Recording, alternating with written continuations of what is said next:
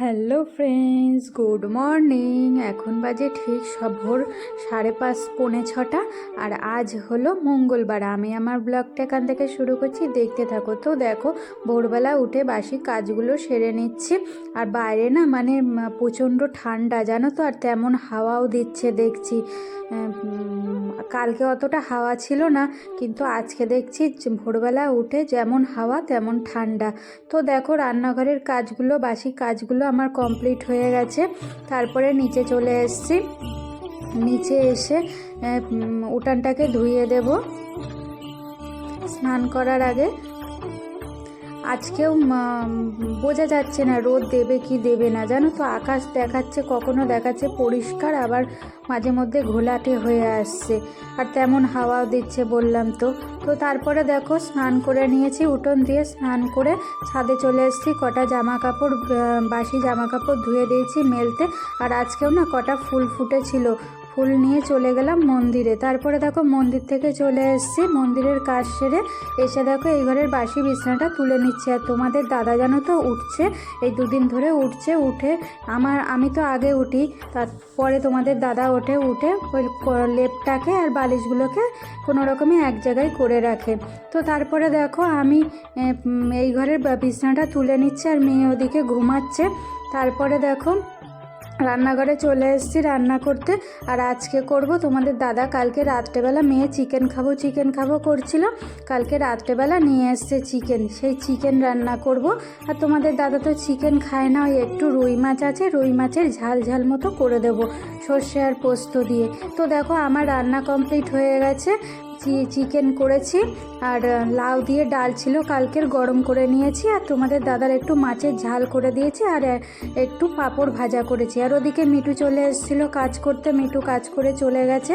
আর আমাদেরও দেখো সকালের খাওয়া হয়ে গেছে। রান্নাঘরে চলে এসেছি রান্নাঘরটাকে ক্লিন করতে।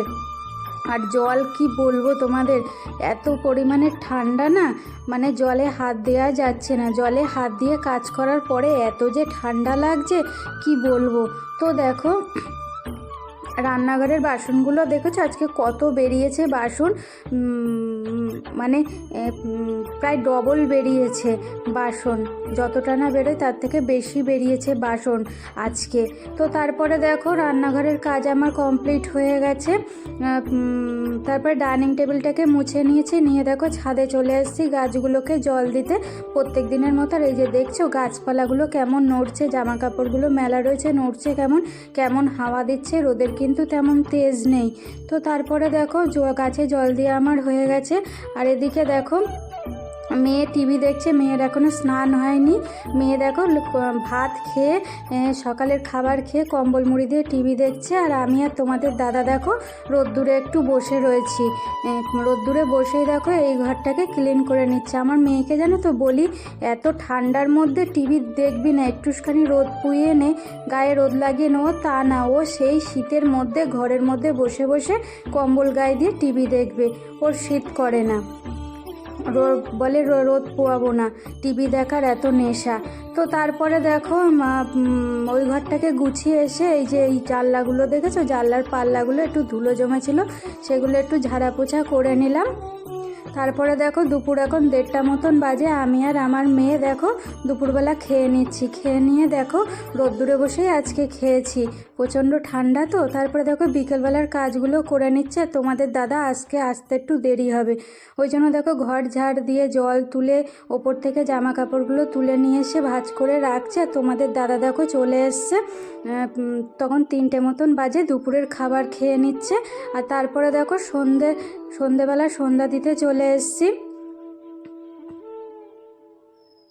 তোমাদের দাদা আবার খেয়ে দিয়ে কাজে চলে গেছে। তারপরে দেখো, সন্ধেবেলা সন্ধে প্রদীপ দিয়ে, সন্ধেবাতি তুলসী মন্দিরে দিয়ে ধূপ ধুনো দেখিয়ে দিচ্ছি। ধূপ ধুনো দেখিয়ে